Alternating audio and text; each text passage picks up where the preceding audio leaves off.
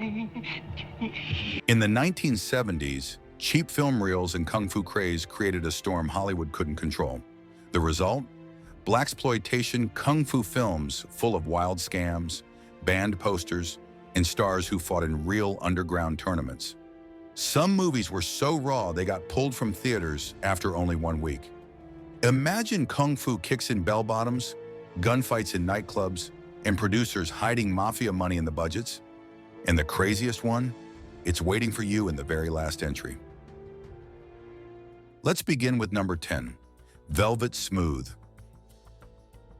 In the 1970s New York, streetlights shine over crime, funk, and a karate queen named Velvet Smooth. Directed by Michael L. Fink, this 1976 blaxploitation kung fu oddity was made for only $20,000 but pulled in about $770,000, an impressive grindhouse hit.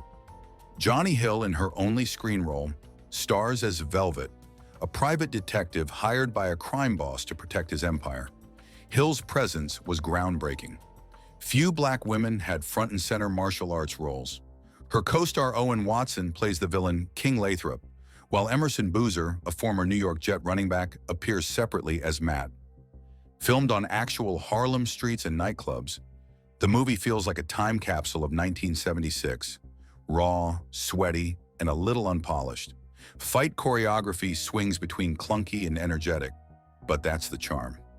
Velvet Smooth may never rival Coffee or Cleopatra Jones, yet it's one of the last female-led blaxploitation kung fu thrillers. A funky gem with mismatched kicks and real grit. Next is number 9, The Devil's Express.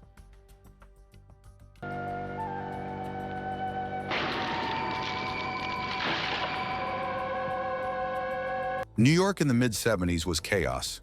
Graffiti-stained trains, crime-heavy subways, and over 1,600 murders a year.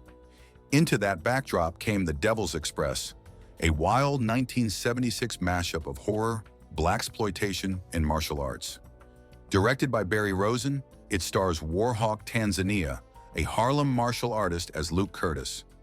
He travels to Hong Kong with a student, digs up an ancient amulet, and unleashes a demon that follows them back home, to the subway tunnels beneath Manhattan. Shot right on location in Harlem and underground stations, the movie captured the city's real grime. The fights are rough, but Tanzania's mix of kung fu flair and street swagger gave audiences something new. A black martial arts hero battling both crooks and supernatural evil. Critics panned it as cheap, but grindhouse crowds loved it, and it gained a cult following on VHS. The mix of kung fu and occult horror made The Devil's Express unforgettable. Coming in at number 8, Black Samurai.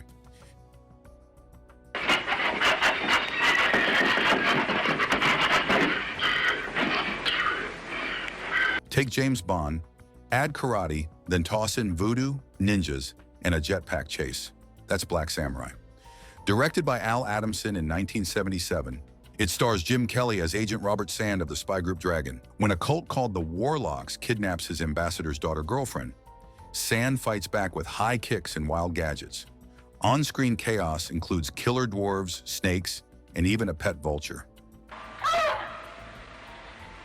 Yes, really. The film's budget woes show in rough editing and overdubbing, but Kelly's charisma shines through in sharp tracksuits and smooth swagger. Known for Enter the Dragon, he brought real martial arts flair to an otherwise pulp fantasy. Critics mocked it as messy, yet grindhouse fans embraced its 88 minutes of nonstop spectacle. Today, Black Samurai endures as a cult gem, remembered for daring to mix espionage, kung fu, and surreal pulp elements in one bizarre, unforgettable package. Now at number 7, TNT Jackson.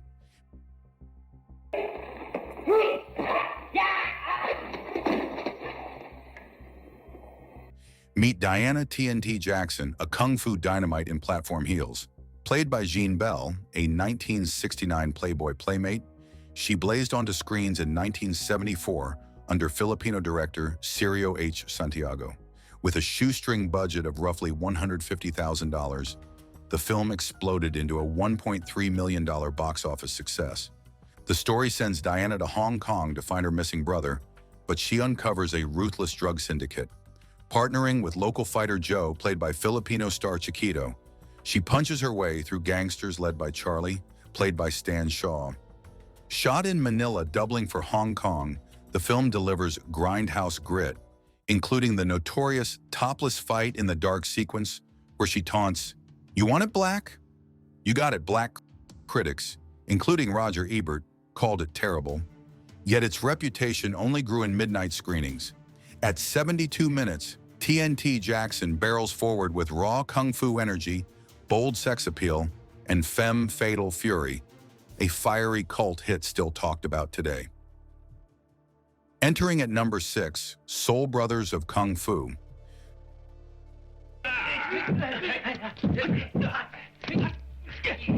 Three refugees arrive in Hong Kong, starving and undocumented. That's the raw start of Soul Brothers of Kung Fu. Directed by Yi Jung-hwa in 1977, it stars Bruce Lee, Lo Meng, and Carl Scott as desperate immigrants forging brotherhood in the city's underworld. But survival comes at a cost. The triads tempt, betrayals sting, and tragedy tears them apart. Quentin Tarantino ranks it number 14 among his favorite kung fu films, praising its mix of grit and emotion. Shot in English and Mandarin, the film struck a chord with African-American audiences, so U.S. distributors retitled it Soul Brothers of Kung Fu. Its fight scenes are rough yet heartfelt, blending martial arts spectacle with immigrant struggle. Carl Scott's presence, one of the few African-American kung fu leads, gave it lasting cultural weight.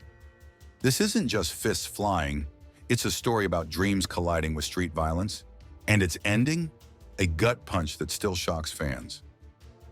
Now at number 5, That Man Bolt. Think James Bond but cooler. Fred Williamson headlines That Man Bolt, a 1973 Universal release that sent him from Hong Kong to Las Vegas to Mexico City with a $1 million briefcase. But when he discovers it's tied to a deadly syndicate, betrayal turns this suave courier into a vengeful force. What makes it stand out? The cast. Williamson fought alongside real martial arts champions like Mike Stone, world karate champ Kenji Kazama, a Japanese kickboxing star, and Emil Farkas, a European black belt. This gave the fight's bone-snapping authenticity audiences still admire. The movie flopped with critics, but fans loved Williamson's swagger, sharp suits, sharper kicks, and smooth one-liners. Universal even planned sequels, though none materialized, leaving Bolt as a one-shot Black James Bond fantasy. At 103 minutes, it moves fast. Globe-trotting locales, explosive fights, and Fred Williamson proving he was born to play larger-than-life heroes. Our number 4 spot, Cleopatra Jones and the Casino of Gold. Tamara Dobson's Cleopatra Jones struts into Hong Kong in Casino of Gold, a rare Warner Brothers-Shaw Brothers co-production. This 1975 sequel expands her legend, sending her from Los Angeles to Macau to rescue 2 captured agents. Her enemy, Stella Stevens, as the glamorous yet ruthless Dragon Lady running a casino empire of drugs and decadence. Cinematographer Alan Hume frames neon alleys, roulette tables, and silken corridors as Cleopatra teams with martial artist Milan Fong, Tien Ni. Their fights blend Blaxploitation swagger with Shaw Brothers choreography, giving the sequel authenticity. Critics dismissed it as campy, but Dobson's towering presence and outrageous costumes, part superhero, part fashion icon, earned cult love. Closing in at number 3, Dolemite. Rudy Ray Moore's Dolemite from 1975 cost just $100,000 and raked in about $12 million. An indie miracle. From raunchy stand-up to street legend pimp hero, Moore transformed his persona into a cult juggernaut. Framed, jailed, and released, Dolemite reclaims his turf with kung fu trained dancers and his queen pin ally, Queen Bee. Critics scoffed at its rough edges, visible boom mics, awkward edits, but those flaws became part of its grindhouse charm. The New York Times later crowned it the Citizen Kane of kung fu pimping movies. More than a film, it sparked cultural waves. Moore's rhyming cadence and brash swagger influenced hip-hop pioneers like Too Short, and Big Daddy Kane. Follow-ups like The Human Tornado kept the madness rolling, but nothing eclipses the original's raw energy. At number 2 we find Black Belt Jones. Black Belt Jones blends kung fu precision with blaxploitation cool. Directed by Robert Klaus of Enter the Dragon, it gave Jim Kelly his first starring role after stealing scenes alongside Bruce Lee. The plot crackles with urban grit. The mafia pressures Pop Bird, played by Scatman Crothers, to sell his karate school. Enter Jones and Pop's daughter Sydney, played by Gloria Hendry, who strike back with crisp kicks and funky attitude. Kelly, a real karate champion, performs every stunt himself. Hendry, best known from Live and Let Die, lands high-heel takedowns that became cult favorites.